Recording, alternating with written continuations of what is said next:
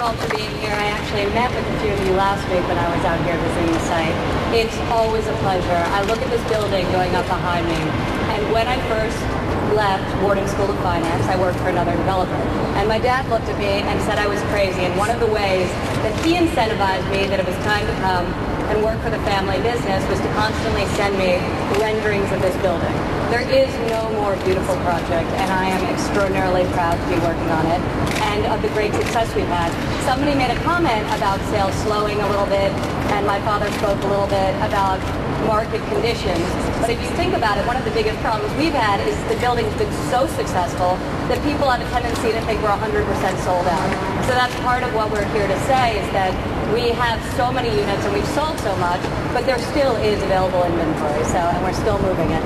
So thank you all for coming and joining us, and I'll give it back to my father. And my other son is Eric, my little 6'6" son, but he just started, so we won't bother saying anything, okay? Unless you want to.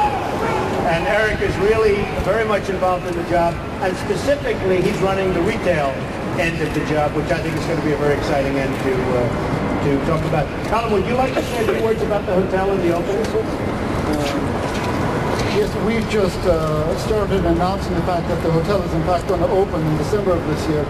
And we've had a rush of inquiries. For example, for weddings alone, we've had quite a few inquiries for weddings. I've been up on the site twice this week, and I've got to assure you that the views from anywhere in this building are simply jaw-dropping. And the amount of space in the units, not only in the hotel but within the residences, will be unlike anything else in the city. There are floor-to-ceiling windows throughout the hotel. So it is really, really a special building, and I think a lot of gratitude goes to Mr. Trump for the vision and foresight that he saw in this space, which was probably a C space that's now become an A space. And to see what this space is going to become can really only be appreciated when you visit our hotel or residences. And I'll be delighted to invite you to do so on December 1st of this year. Look forward to seeing you then. Thank you. Mr. Trump. We're building, I don't know if you know this, but we're building way up in the sky a spectacular ballroom. And we've had a lot of response to that ballroom, but it's going to be a really spectacular ballroom. Okay, any other questions? Yes. Given all the publicity over the Chicago Spire proposal, do you have any regrets now that you didn't go ahead with the original proposal to go even higher up? That's a very good question. The question is, given the publicity about building a tall building, do I have a regret? Because originally I was going to make this building 150 stories tall. The renderings were done, the plans weren't done, but they were certainly being started. And then we had September 11th. And I was actually going to make the announcement around October 15th, which is about 1 month later.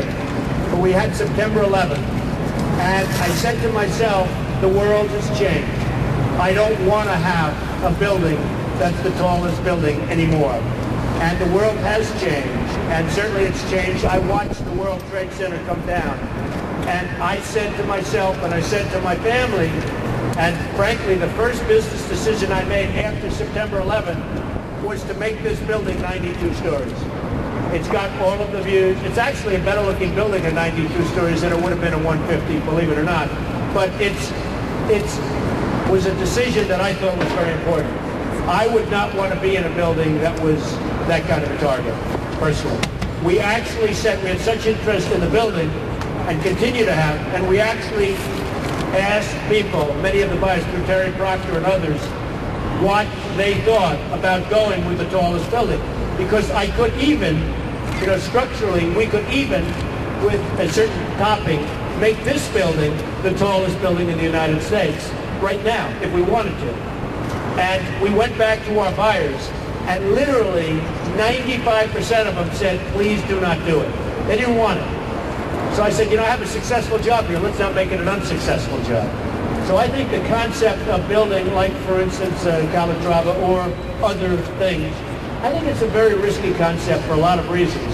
But I think it's very risky because people living in a home, I don't think they want to be exposed like that. So we made the decision not to do it. I actually made that decision twice. I made it right after September 11th, and I made it about a year ago, when we were going to make this building taller than any other building in the United States, which we could do just by adding a few more stories in the spire. and we decided not to do it after consulting with all of our buyers. Okay? Mr. Trump, you seem to have a lot of passion about the city of Chicago. Any future plans to do anything else in the Windy City? I have a great passion for this city. I really love this city. Bob Tisch, who was a great friend of mine, CNA, who passed away, he owned the New York Giants. He said to me, I was just telling my children not so long ago, just before he passed away, Chicago is the greatest city in America. And he really believed it. And you know, they have CNA, which as you know is a big group in Chicago. It really is a great city. There is a major possibility we'll do other jobs in Chicago. In fact, we're looking at some right now. Okay? Because of the housing slump, a number of people out there are concerned to make a move to buy a unit. Relieve those concerns for those out there. I think this is a great time. Because of the housing slump, I think this is now a great time to get in there and buy a unit. And it's going to change very quickly. There aren't many units being built now because a developer can't get financing. And I think this is now a great time. If I were a person out there looking to buy a unit, this is now the time I'd go to buy. Are you going to because lower this is a prices? great time. I'm going to have an apartment in the building. I'm going to have an apartment. Close to the top. Actually, I think we've already sold the top, so I can't be on the top. But I'm going to be close to the top. Okay? Any other questions? Yes, ma'am. A lot of Chicago people are buying the units, and we're really, and as I said before, we're really just starting to see international clientele. And I've never seen that before, but we're starting to see it in a big way. Okay? Any other questions? Mr. Trump, specifically, how much have sales slowed down? A specific number. Well, when we first opened and showed the beauty and the renderings and everything else, obviously we sold a tremendous number of units at the early stage. Sales slowed down about a year ago, and now that people, because, following the general housing market in Chicago, I mean, you can really, when you ask me a question about sales, just sort of follow the market in Chicago. And then, about a month and a half ago, 2 months ago, tremendous numbers of inquiry because they're seeing how beautiful the building is. You know, before they could only look at a rendering. Now they're seeing the building, and they're loving the building. And the fact that they're seeing this building going up and how beautiful it is, the people in the sales office are telling me there's been an explosion of calls. Okay? But not of sales, right? My understanding is Some sales, January. but an explosion of calls, much more so. How many I have you will, had if you this ask me that question in a month from now, I'll let you know. But we've done well over the last couple of months because people are starting to see how beautiful the building is going to be. I think it's going to be maybe the finest building in Chicago, and that's what we're looking to do. Do all your projects go up this quickly, or would you say the city of Chicago has a big part in it? Well, my jobs go up quicker. I know how to build. What I really know how to do is build. Somebody said, oh, you know how to sell. I said, I don't know how to sell. I know how to build. I build great projects. I built a project in New York right opposite the United Nations, which, as of this moment, is the tallest residential tower in the world. It's 92 stories. And it was a spectacular success. I just finished one on Park Avenue and 59th Street. I just built a city along the west side of Manhattan. I know how to build, and we're doing really well. And the Bovis folks have really been spectacular. They've really done a great job. We're working with them. They will tell you I give out every contract. Is that right, fellas? We give out every contract.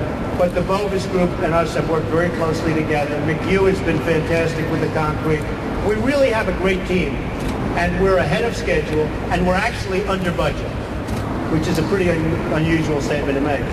So we're ahead of schedule fairly substantially, and we're actually a little bit under budget. Okay?